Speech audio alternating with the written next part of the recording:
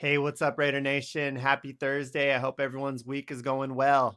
There's a lot of rumbling still, right, with the Jets wanting to trade for Fernando Mendoza. It's something that I don't agree with, but it's something I'm going to talk about because they are going to make a call, right? We know that. It's just what are the Jets going to offer? So in 2026, the 2026 draft, the Jets have two first round picks. Pick number one is number two overall, and the second pick is number 16 overall. And that was obtained by the Colts. The Jets also have two second round picks, in the draft, projected 33 and 44 overall.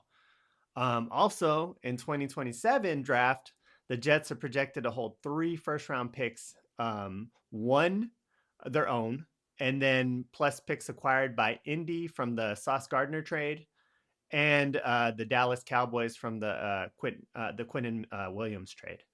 So there's a lot of picks, that the Jets can offer the Raiders. It's just what are they going to offer the Raiders?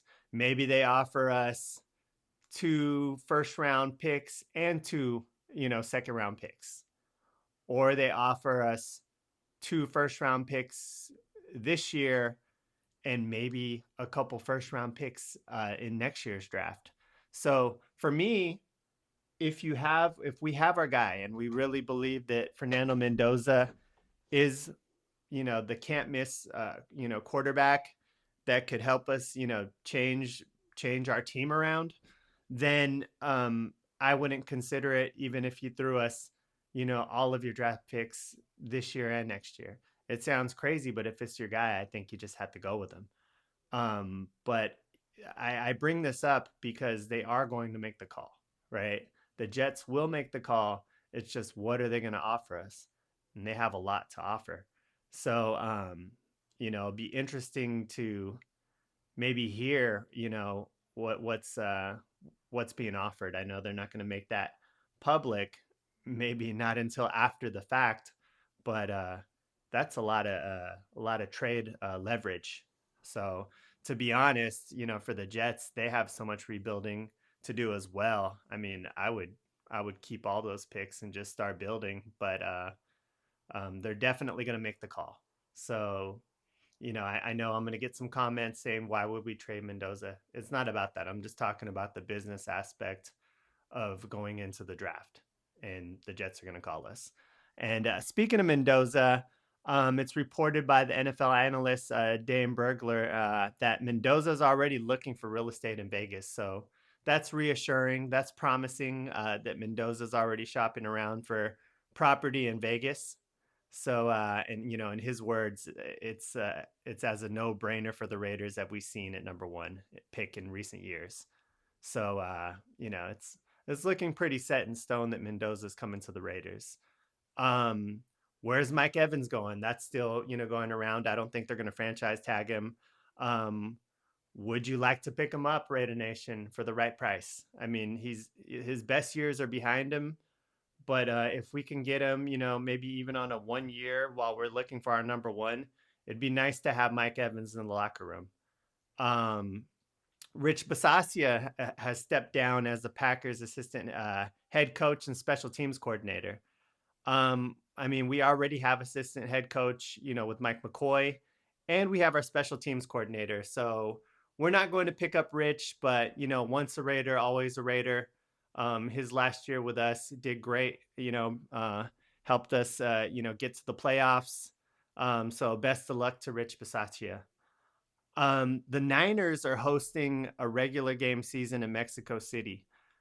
The team hasn't been announced yet, and I hope it's not against the Raiders. As cool as a trip it would be, the Bay Area fans deserve, to see that, old school, Battle of the Bay, and see the Raiders play in Santa Clara. I know, between me and all my Raider fans and all our Niner fans, friends and family, we're already trying to make plans. We're already keeping an eye out on tickets, and I just think it would be great for everyone, here in the Bay Area, to kind of relive that a little bit, in different circumstances, right? It's in Santa Clara. It's not the same, as going to Candlestick, but it would be nice to see the Raiders in the Bay Area. So I hope that uh, I hope that the Mexico City game's not against us, because that would ruin a lot of plans.